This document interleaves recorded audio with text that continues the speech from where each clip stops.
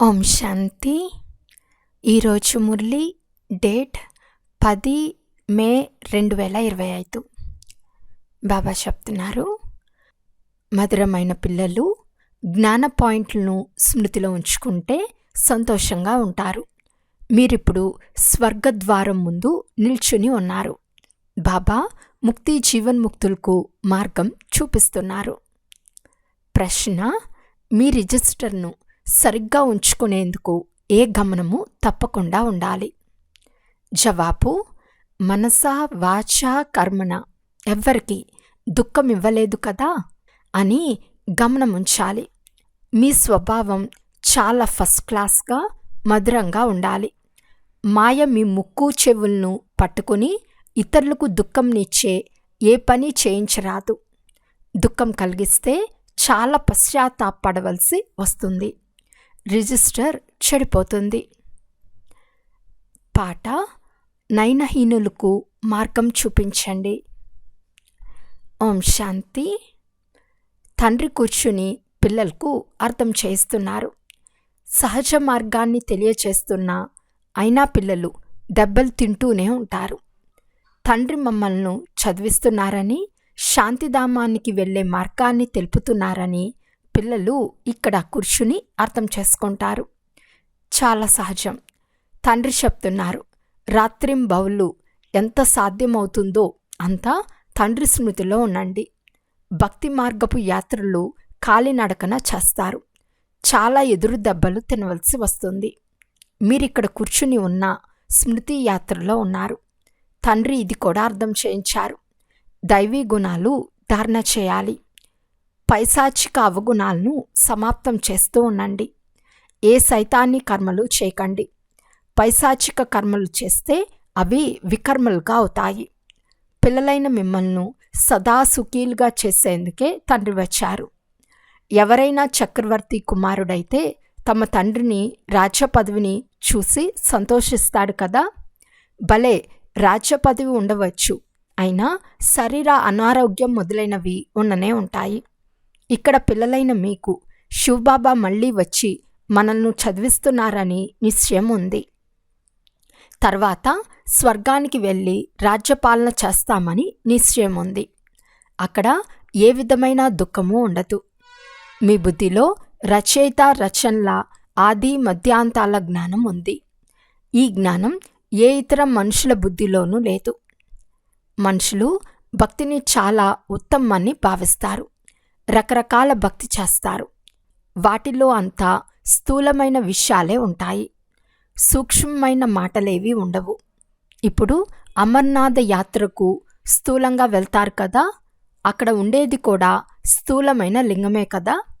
ఎవరి వద్దకు వెళ్తున్నారో వారిని గురించి మనుషులకు కొంచెం కూడా తెలియదు. ఇప్పుడు పిల్లలైన మీరు ఎక్కడా మోసపోరు. మేము నూతన ప్రపంచానికి వెళ్ళేందుకు చదువుతున్నామని మీకు తెలుసు. అక్కడ ఈ వేదశాస్త్రాలు మొదలైనవి ఏవీ ఉండవు. సత్యుగంలో భక్తి ఉండదు. అక్కడ సుఖమే సుఖం ఉంటుంది. ఎక్కడ భక్తి ఉంటుందో అక్కడ దుఃఖం ఉంటుంది. ఈ సృష్టి చక్ర చిత్రం చాలా బాగుంది. ఇందులో స్వర్గద్వారం గురించి చాలా స్పష్టంగా ఉంది. ఇది బుద్ధిలో ఉండాలి. ఇప్పుడు మనం స్వర్గద్వారం వద్ద కూర్చుని ఉన్నాము. చాలా సంతోషం ఉండాలి. జ్ఞాన పాయింట్లను గుర్తు చేసుకుంటూ పిల్లలైన మీరు చాలా సంతోషంగా ఉండగలరు. ఇప్పుడు మనం స్వర్గద్వారం గుండా వెళ్తున్నామని మీకు తెలుసు. అక్కడ చాలా కొద్ది మంది మనుషులు మాత్రమే ఉంటారు. ఇక్కడ ఎంతమంది మనుషులున్నారు? ఎంతగానో ఎదురు దెబ్బలు తింటూ ఉంటారు. దానపుణ్యాలు చేయటం, సాధువుల వెనుక తిరగటం ఎంతో చేస్తూ ఉంటారు. అయినా ఓ ప్రభు, నయనహీనులకు మార్గంను చూపించండి అని ఎంతగానో వేడుకుంటారు. సదా ముక్తి జీవన్ముక్తులకు మార్గంనే వేడుకుంటారు. ఇది పాత దుఃఖ ప్రపంచం. ఇది కూడా మీకు తెలుసు. మనుషులకు తెలియనే తెలియదు. కలియుగ ఆయువు ఇంకా వేలాది సంవత్సరాలుందని చెప్తారు. అంటే పాపం వారు ఇంకా అంధకారంలో ఉన్నారనే కదా. మా బాబా మాకు రాజయోగం నేర్పిస్తున్నారని మీలో కూడా నెంబర్ వార్గా తెలుసు. ఉదాహరణకి బ్యారిస్టరీ యోగం, ఇంజనీర్ యోగం ఉన్నాయి కదా. చదివే వారికి టీచర్లు గుర్తుంటారు కదా. బ్యారిస్టర్ జ్ఞానం ద్వారా మనుషులు బ్యారిస్టర్గా అవుతారు. ఇది రాజయోగము. మన బుద్ధియోగం పరంపిత పరమాత్మ జతలో ఉంది. ఇందులో ఖుషీ పాదరస మట్టం ఒక్కసారిగా పెరిగిపోవాలి. చాలా మధురంగా అవ్వాలి. స్వభావం చాలా ఫస్ట్ క్లాస్గా ఉండాలి. ఎవ్వరికీ దుఃఖం కలగరాదు. ఎవ్వరికీ దుఃఖం ఇవ్వరాదని కూడా అనుకుంటారు. కానీ మాయే ముక్కు చెవులతో ఊపిరాడకుండా పట్టుకుని తప్పు చేయిస్తుంది. తర్వాత మేమెందుకు అనవసరంగా వారికి దుఃఖం ఇచ్చామని లోపల పశ్చాత్తాపపడతారు. కానీ రిజిస్టర్లో మచ్చ ఏర్పడింది కదా. మనసా వాచా కర్మన ఎవ్వరికి దుఃఖం ఇవ్వకుండా ఉండేందుకు ప్రయత్నించాలి. మనల్ని ఇటువంటి దేవతలుగా చేసేందుకే తండ్రి వస్తారు. మీరెప్పుడైనా ఎవరికైనా దుఃఖమిస్తారా? లౌకిక టీచర్ చదివిస్తారు, దుఃఖమైతే ఇవ్వరు కదా. అయితే పిల్లలు చదువుకోకుండా ఉంటే ఏదైనా శిక్షలు మొదలైనవి ఇస్తారు. ఈ రోజుల్లో కొట్టరాదని కూడా చట్టాలు వెలువడ్డాయి. మీరు ఆత్మిక టీచర్లు. చదివించటమే మీ కర్తవ్యం.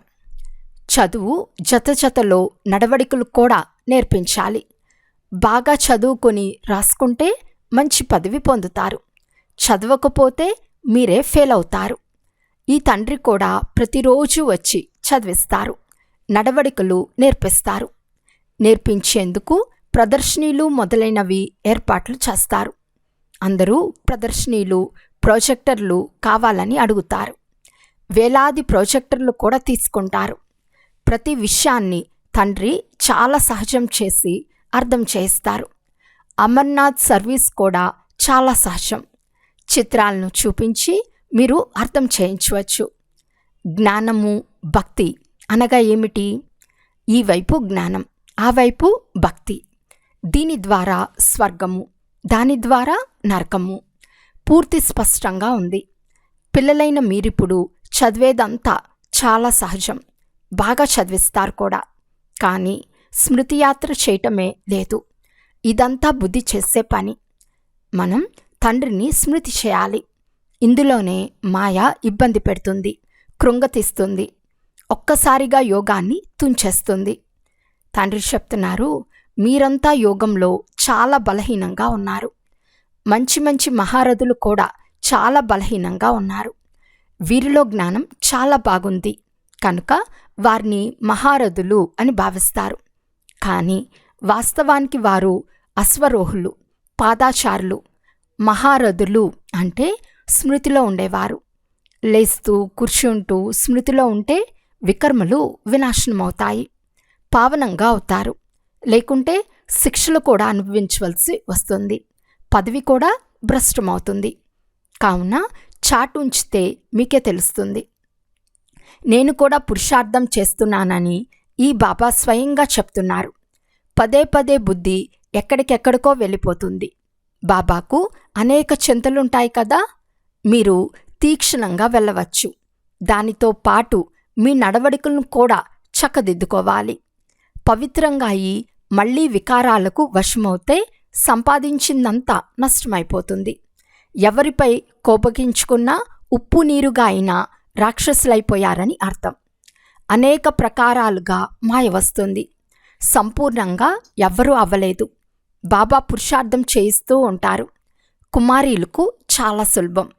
ఇందులో మీరు గట్టిగా ఉండాలి, ఆంతరిక సత్యత ఉండాలి. ఒకవేళ ఎవరిపైనైనా మనసు తగులుకుని ఉంటే జ్ఞానంలో కొనసాగలేరు. కుమారీలు, మాతలు భారతదేశాన్ని స్వర్గంగా చేసే సేవలో మునిగిపోవాలి. ఇందులోనే శ్రమ ఉంది. శ్రమ పడకుండా ఏమీ లభించదు. 21 జన్మలకు మీకు రాజ్యం లభిస్తుంది అంటే ఎంత కష్టపడాలి? ఆ చదువులు కూడా బాబా ఎందుకు చదివిస్తున్నారు అంటే ఇందులో పక్కా అయ్యేంత వరకు చదవమని చెప్తారు. అలా కాకుంటే 2 లోకాలు దూరమైపోతాయి, అంటే ఎటూ కాకుండా అయిపోతారు.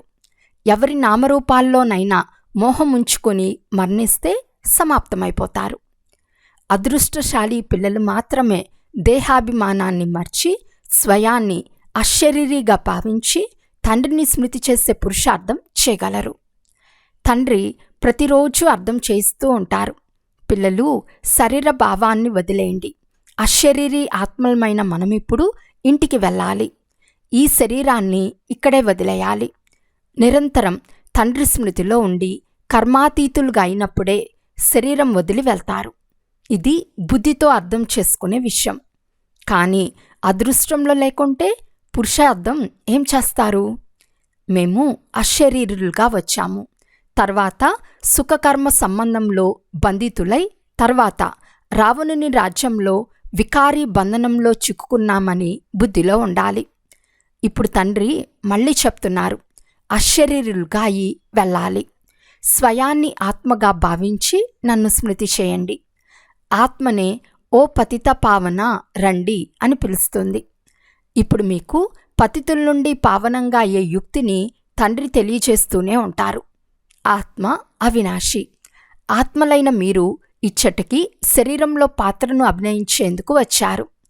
కల్పకృతం ఎవరికి తెలిపించారో వారే వస్తూ ఉంటారని కూడా ఇప్పుడు తండ్రి అర్థం చేయించారు.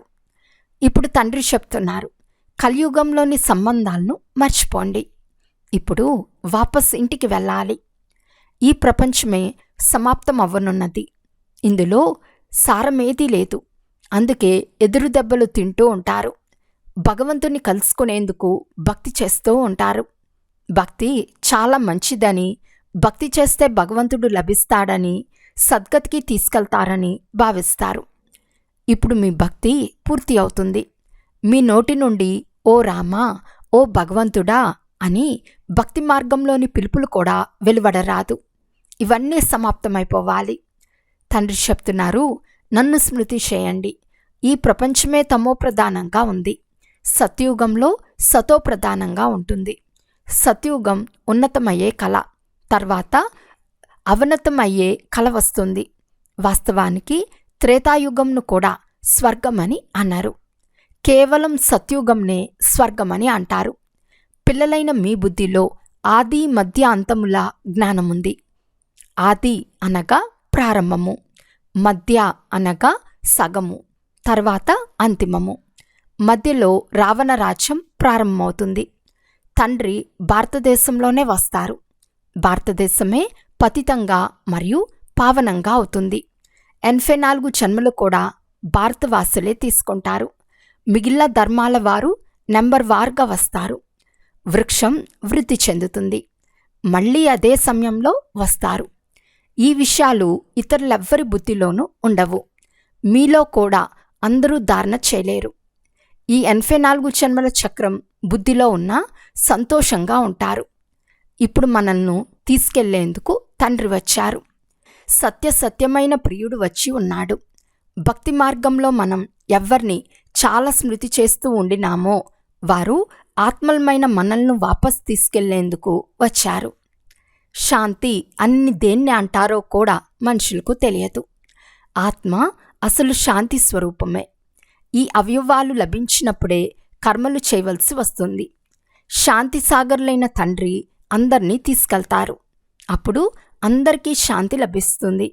సత్యుగంలో మీకు సుఖశాంతులు రెండూ ఉంటాయి.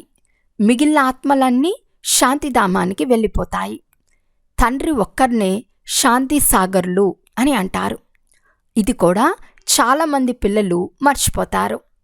ఎందుకంటే దేహాభిమానంలో ఉంటారు, దేహీ అభిమానంలో ఉండరు. తండ్రి అందరికీ శాంతినిస్తారు కదా. చిత్రంలో సంగం యుగంను చూపించండి. ఈ సమయంలో అందరూ అశాంతిగా ఉన్నారు. సత్యుగంలో ఇన్ని ధర్మాలు ఉండవు. అందరూ శాంతిలోకి వెళ్ళిపోతారు. అక్కడ సంపూర్ణ శాంతి ఉంటుంది. రాజ్యంలో మీకు సుఖశాంతులు రెండూ ఉంటాయి. సత్యుగంలో మీకు పవిత్రత, సుఖము, శాంతులన్నీ ఉంటాయి.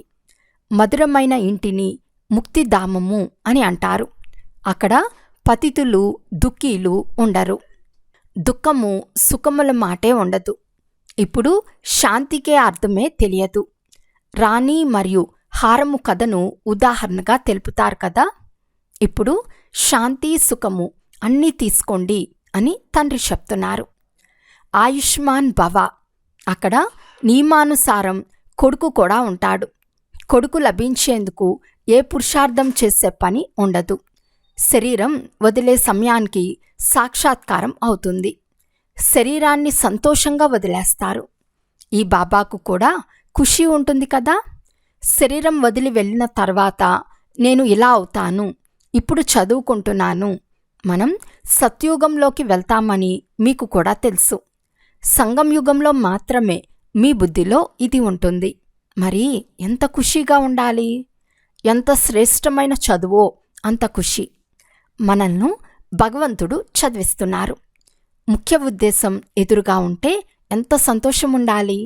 కానీ నడుస్తూ నడుస్తూ క్రింద పడిపోతారు. కుమారీలు మైదానంలోకి దిగినప్పుడు మీ సర్వీస్ వృద్ధి అవుతుంది. తండ్రి చెప్తున్నారు, పరస్పరంలో ఉప్పు నీరుగా అవ్వకండి.